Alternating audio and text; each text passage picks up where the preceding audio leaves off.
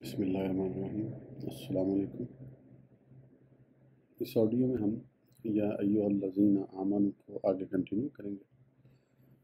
اس سے پہلے اگر آپ نے ابھی سبسکرائب نہیں کیا تو کائنڈلی سبسکرائب کر لیں اور بیل آئیکن بھی پریس کر دیں تاکہ نیکسٹ آڈیو آسانی سے مل سکے۔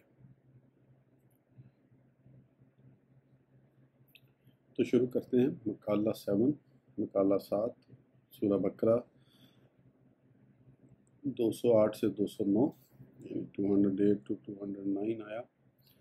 اے ایمان والو، اسلام میں پورے داخل ہو جاؤ اور شیطان کی پیروی نہ کرو، بے شک وہ تمہارا کھلا دشمن ہے، اور اگر تم اس کے بعد بھی پھسلنے لگو کہ آ گئی تمہارے پاس کھلی دلیلیں، تو جان لو کہ بے شک اللہ بہت غالب، بڑی حکمت والا ہے۔ ایمان والو، مطالبہ ایمان یہ ہے کہ اللہ اور اس کے رسول پر ایمان لانے کے بعد ان کے احکام کی زندگی کے ہر شعبہ میں اطاعت و اتباع کرو، اور اسلام کو اس طرح اختیار کر لو کہ تمہارا کوئی عمل یا قول اس کے خلاف نہ ہو۔ احکام اسلام سے بغاوت شیطان کی اتباع و پیروی کے سوا کچھ نہیں، جو طرح طرح سے تمہیں اس پر آمادہ کرتا ہے، کیونکہ وہ تو اسی وقت تم سے اپنی دشمنی کا اعلان کر چکا ہے جب اللہ نے اسے انسان اول حضرت آدم کو سجدہ کرنے کا حکم دیا تھا۔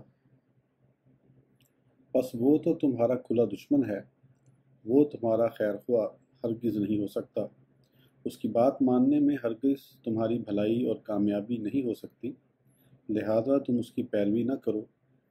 تمہارے پاس قرآن و سنت کی صورت میں اللہ کی قدرت کے روشن دلائل آ چکے ہیں، تمہیں زندگی بسر کرنے کے اصول دیے جا چکے ہیں، اور تم اعلان ایمان کے بعد انہیں قبول بھی کر چکے اور ان پر عمل کا عہد بھی کر چکے ہو۔ اب بھی اگر تم پھسلو گے، اسلام کی مقرر کردہ حدود سے تجاوز کرو گے، اسلام کے عطا کردہ اصول زندگی کو پس پشت ڈالو گے، تو اللہ تو بہت غالب ہے، بڑی حکمت والا ہے، وہ پوری طرح اس بات پر قادر ہے کہ تمہاری بد عملی کی تمہیں سزا دے۔ مسلم کامل بنو۔ ایمان زبان سے اقرار اور دل سے یقین کا نام ہے۔ اسلام اطاعت و فرما برداری کے لیے سر تسلیم خم کر دینا، متی ہو جانا۔ سلم سے مراد اسلام ہے، یعنی متی اور فرما بردار بن جاؤ۔ کافہ سب کے سب، پورے کے پورے۔ واضح ہے کہ آیت میں اہل ایمان سے مسلم کامل بن جانے کا مطالبہ کیا جا رہا ہے کہ ایمان کا مقتضی اسلام ہے۔ ایمان کا ثبوت احکام اسلام کی تعمیل ہے۔ جو مومن ہوا اسے مسلم بھی ہونا چاہیے۔ جس نے اللہ کے وجود، وحدانیت، حاکم اعلیٰ ہونے، قادر مطلق، مالک حقیقی ہونے کا زبان سے اقرار کر لیا، دل سے یقین کا دعویٰ کرتا ہے، اس کو زیب یہی دیتا ہے کہ وہ زندگی کے ہر معاملے میں اللہ ہی کے احکام کی تعمیل کرے۔ جس نے رسول کی رسالت کا اعتراف کر لیا، اس کے مبعوث من اللہ ہونے کو تسلیم کر لیا، اسے رسول ہی کی اتباع و پیروی کے ساتھ زندگی بسر کرنا چاہیے۔ جس نے قرآن کو کلام الہی مان لیا، اس کو قرآن ہی کے بتائے ہوئے اصول زندگی اپنانا ہوں گے۔ جس نے یقین کر لیا کہ مرنے کے بعد دوبارہ زندہ ہونا اور مالک یوم الدین کے دربار میں حاضر ہو کر اپنے اعمال کا حساب پیش کرنا ہے، اسے اپنے ہر کام سے پہلے مالک کی مرضی معلوم کرنا چاہیے۔ پس ایمان کا تقاضا یہ ہوا کہ مسلم کامل بنو، یہی مومن ہونے کا ثبوت ہے، اسی میں عزت اور نجات ہے۔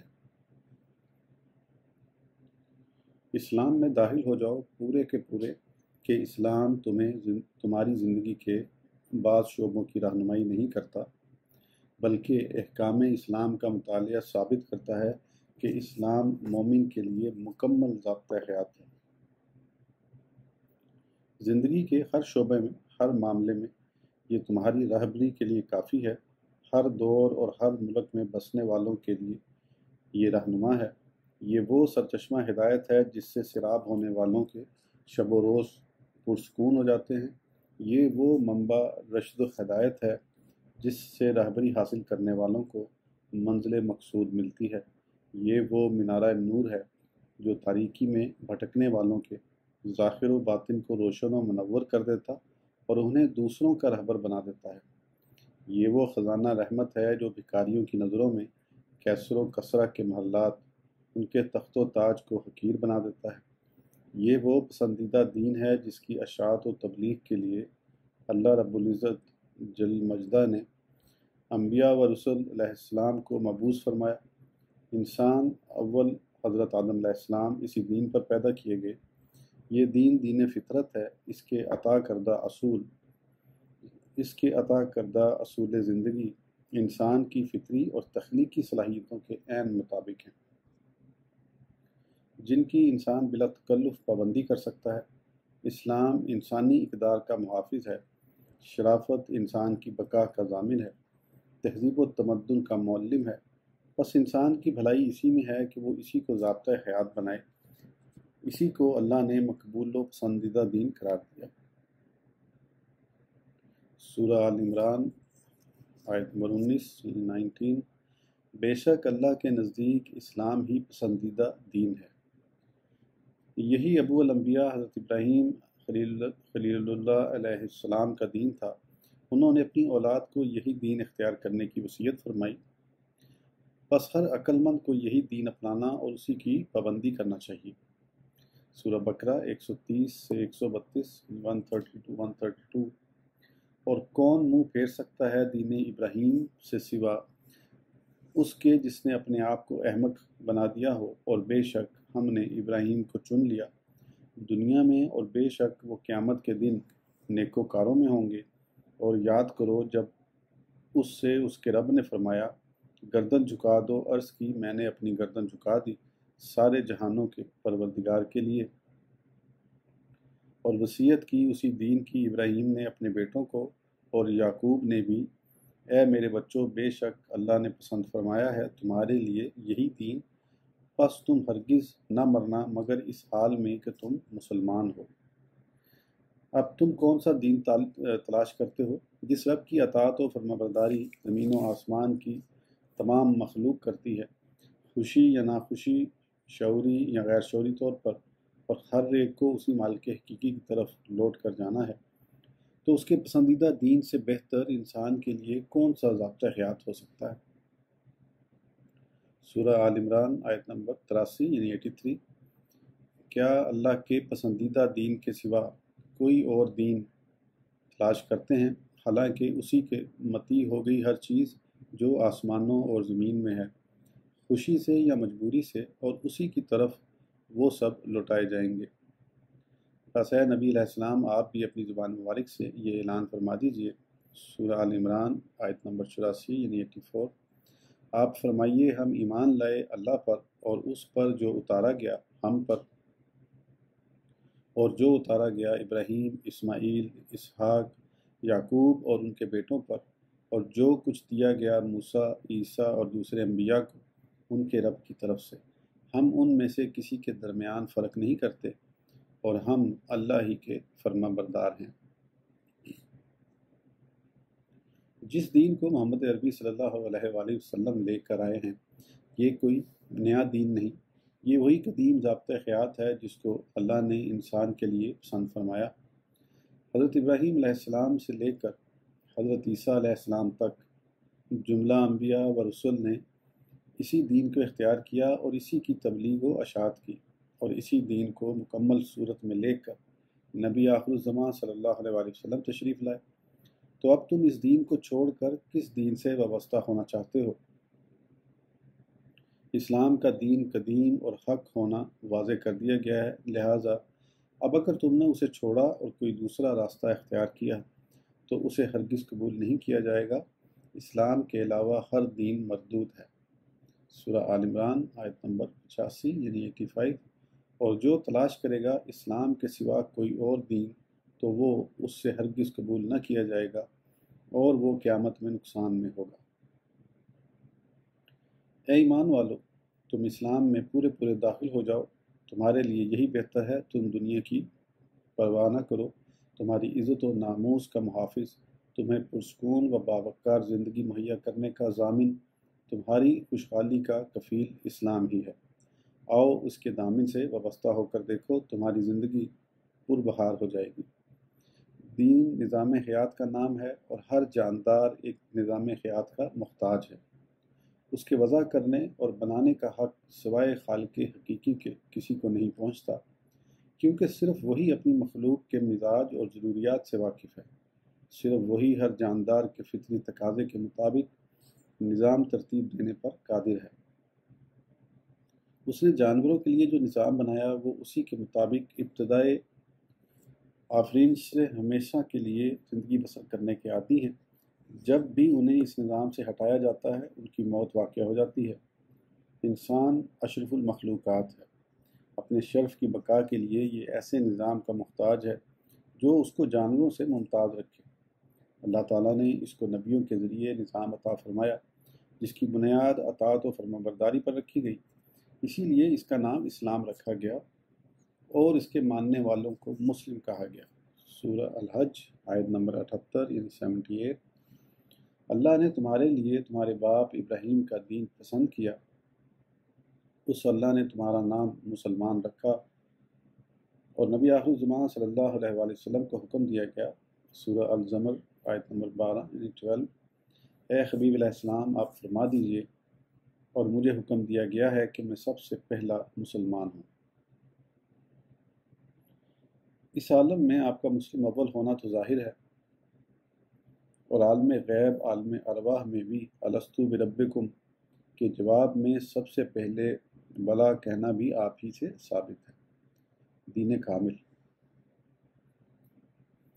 غرض کہ اسلام وہ دین ہے جو خالق انسان نے اس کی پیدائش کے روز اول ہی اس کو بطور نظام حیات عطا فرمایا، لیکن اللہ ہی نے انسان کی فطرت میں ارتقاء ترقی کرنے کا مادہ رکھا، لہٰذا ہر دور میں اسلام کے احکام اس دور کے ارتقائی تقاضوں یا یوں کہیے کہ انسان کی قوت تعمیل کے مطابق دیے جاتے رہے۔ اسی لیے انبیاء کی شریعتوں میں فرق نظر آتا ہے، لیکن علم الہی کے مطابق نبی آخر الزمان صلی اللہ علیہ وآلہ وسلم کی بعثت کے وقت تک انسان ارتقاء کی ساری منزلیں طے کر کے اس مقام پر پہنچ گیا جہاں اب اس کے فطری تقاضوں میں کسی قسم کی تبدیلی کا امکان نہ رہا۔ پس اللہ نے اپنے محبوب علیہ السلام کو مبعوث فرمایا اور آپ کے ساتھ ہمیشہ ہمیشہ کے لیے سلسلہ نبوت کو ختم فرما دیا اور آپ کے آخری نبی ہونے کا اعلان فرمایا۔ نیز آپ پر اپنی آخری کتاب قرآن کریم نازل فرما کر ہمیشہ ہمیشہ کے لیے نزول وحی اور آسمانی کتابوں کا سلسلہ بند کر دیا، اور قرآن کریم کو تو قیامت تک آنے والے انسانوں کے لیے ضابطہ حیات قرار دیا، اور ہر قسم کی خرد برد سے بچانے کے لیے اس کی حفاظت کا ذمہ خود لیا کہ پہلی کتابوں کا غائب ہو جانا، ان میں تغیر و تبدل ہو جانا انسان کے لیے مضر نہ تھا، کیونکہ وہ خاص قوموں اور خاص ادوار ہی کے لیے نازل کی گئی تھی۔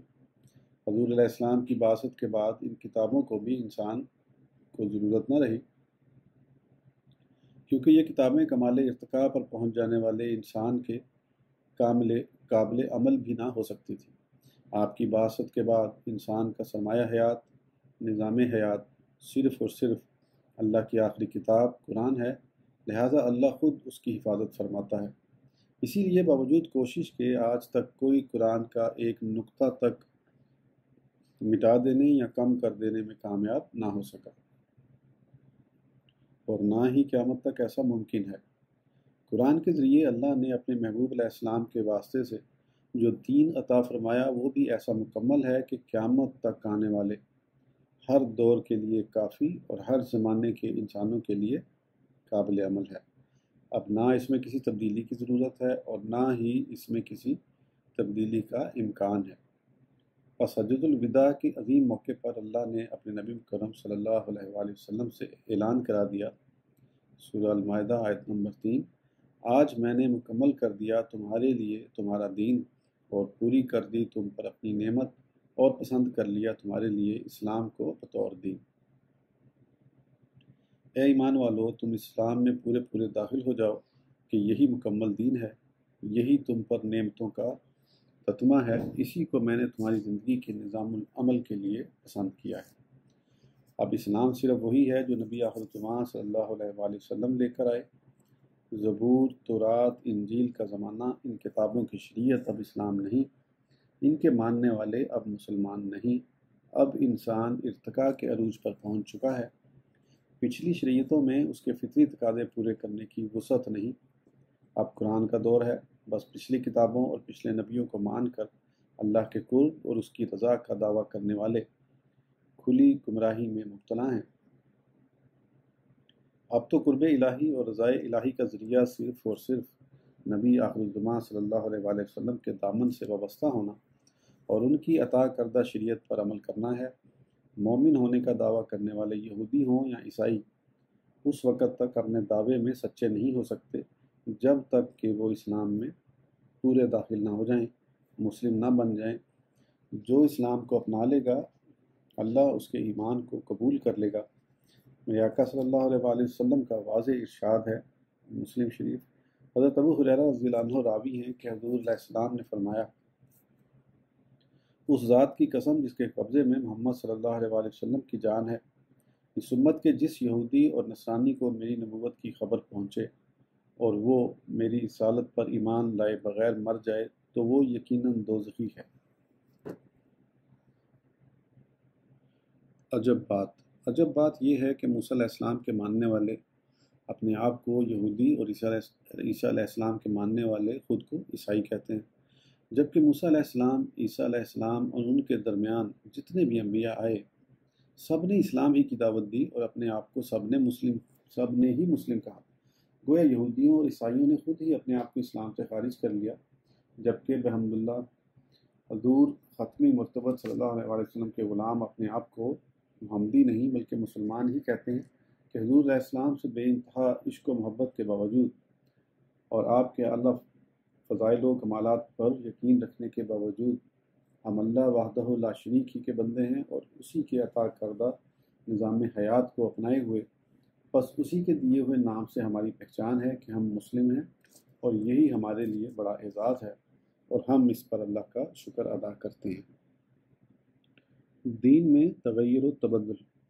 جس نظام کو ماننے والے آئے دن اپنی ضروریات اور خواہشات کے مطابق اس میں تبدیلیاں کرتے رہیں، وہ نظام آفاقی نہیں رہتا، وہ تو انسانی نظام ہو جاتا ہے۔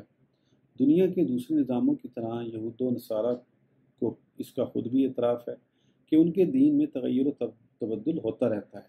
ان کے علماء کو اپنے مراتب کے مطابق اس کا اختیار حاصل ہے۔ اتنا تغیر ہوا کہ ان کی کتابیں بھی اصل حالت پر نہ رہیں، پھر وہ کیسے دعویٰ کر سکتے ہیں؟ اور اگر دعویٰ کرتے ہیں تو اس کی صداقت کا ان کے پاس کیا ثبوت ہے کہ وہ دین الہی پر عمل پیرا ہیں؟ جبکہ مسلمان کا یہ دعویٰ برحق ہے، کیونکہ نہ تو ہماری کتاب میں آج تک کوئی تبدیلی ہوئی اور ہم نے دین کے کسی حصے کو تو درکنار ایک مسئلے کو بھی تبدیل نہ کیا۔ نہ ہماری شریعت علماء کو ان کے بلند مرتبہ نائب رسول ہونے کے باوجود تبدیلی کا حق دیتی ہے۔ مسلمان کسی ملک میں ہو، کیسا ہی ماحول ہو، کیسا ہی موسم ہو، نماز، روزہ، حج و زکوٰۃ، نکاح، طلاق اور دیگر تمام امور میں اسی طریقے کو اختیار کیے ہوئے ہے جو 1400 سال پہلے تھا اور جس کی تعلیم معلم انسانیت نبی مکرم صلی اللہ علیہ وآلہ وسلم نے دی۔ مثلاً ایک چھوٹا سا مسئلہ ہے کہ ہمارے روزہ و عید اور حج کا تعلق قمری مہینوں سے ہے، جس کا نتیجہ یہ ہے کہ کبھی ہمیں یہ عبادات اچھے موسم میں ادا کرنے کا موقع ملتا ہے اور کبھی نہایت سخت موسم میں کہ گرمی کی شدت ہوتی ہے۔ دن طویل ہوتے ہیں لیکن ہم اللہ اور اس کے رسول کے حکم پر عمل کرتے ہیں، اپنی تکلیف کی پرواہ نہیں کرتے اور کسی میں یہ جرأت نہیں کہ وہ تکلیف کی وجہ سے وہ ان مخصوص مہینوں میں تبدیلی کر دے۔ اسی طرح ان عبادات کی ابتدا اور انتہا چاند دیکھ کر کی جاتی ہے۔ اس طرح کے چاند دیکھنے والے علماء کے سامنے خود حاضر ہوں اور شہادت دیں کہ انہوں نے اپنی آنکھ سے چاند دیکھا ہے، تب علماء مہینے کے آغاز کا اعلان کر سکتے ہیں، ورنہ موجودہ مہینہ کے 30 دن پورا ہونے کے بعد نیا مہینہ شروع ہوگا۔ بالکل اسی طرح جیسے عدالت میں جج کسی مقدمے کا فیصلہ شہادت ہی کی بنیاد پر کرتا ہے، حتیٰ کہ جج نے ایک معاملہ خود اپنی آنکھ سے دیکھا لیکن شہادت اگر اس کے برعکس ہے تب بھی اسے شہادت پر ہی اعتماد کرنا پڑے گا۔ شہادت واقعے کو دیکھنے والے کی جج کے سامنے موجودگی اور حاضری ہی کا نام ہے، یعنی فون، فیکس وغیرہ کے ذریعے واقعے کا معلوم ہونا خبر کہلائے گا، شہادت نہیں۔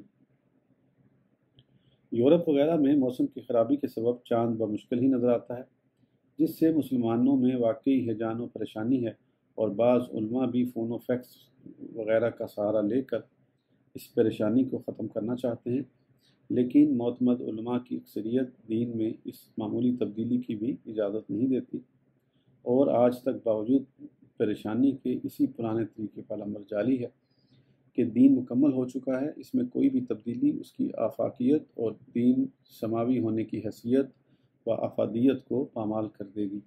یہی وجہ ہے کہ حضور علیہ السلام کے پہلے خلیفہ حضرت ابوبکر صدیق رضی اللہ عنہ نے مانعین زکوٰۃ کو مرتد قرار دیا اور ان کی سرکوبی کے لیے زبردست اسلامی لشکر متعین فرمایا کہ دین میں تبدیلی کا یہ پہلا فتنہ تھا، اور اس کو نہ کچلا جاتا تو تبدیلی کا دروازہ ہمیشہ کے لیے کھل جاتا، اور العیاذ باللہ پھر اس دین کا بھی وہی حشر ہوتا جو یہود و نصارہ کے دین کا ہے کہ ہر دور کے لوگوں کو اپنی ضرورت کے مطابق اس میں تبدیلی کا حق حاصل ہو جاتا۔ پس اسلام ہر قسم کے تبدل و تغیر سے محفوظ دین مکمل ہے، تو اے مومنو تم اس میں پورے پورے داخل ہو جاؤ۔ نزول قرآن کے دور میں یہ پیغام خاص طور پر ان لوگوں کے لیے تھا جن کے دلوں میں مومن ہو جانے کے بعد بھی اپنے سابقہ دین سے کچھ احکام کی محبت باقی تھی، اور وہ کسی نہ کسی طرح ان پر عمل باقی رکھنا چاہتے تھے۔ مثلاً حضرت عبداللہ بن سلام اور دیگر علماء یہود مومن ہونے کے بعد یہ بھی خیال کرتے تھے کہ شریعت موسوی میں ہفتہ کا دن نہایت ہی قابل احترام ہے، یہودیوں پر اس کی تعظیم واجب ہے، اور اسلام اس کی بے حرمتی کا حکم نہیں دیتا۔ اسی طرح شریعت موسوی میں اونٹ کا گوشت کھانا حرام ہے، اور اسلام اس کا کھانا لازمی قرار نہیں دیتا۔ تو اگر ہم ہفتے کا احترام بدستور کرتے رہیں اور اونٹ کا گوشت حسب سابق نہ کھائیں تو شریعت موسوی اور اسلام دونوں پر عمل ہو جائے گا۔ یہی منافقین کا حال تھا کہ وہ اسلام کے بعض احکام پر عمل کر کے مسلمانوں پر اپنا اسلام ظاہر کرنے کی کوشش کرتے، اور جب موقع ملتا تو وہ کافروں کے ساتھ مل کر ان کو خوش کر دیا کرتے تھے۔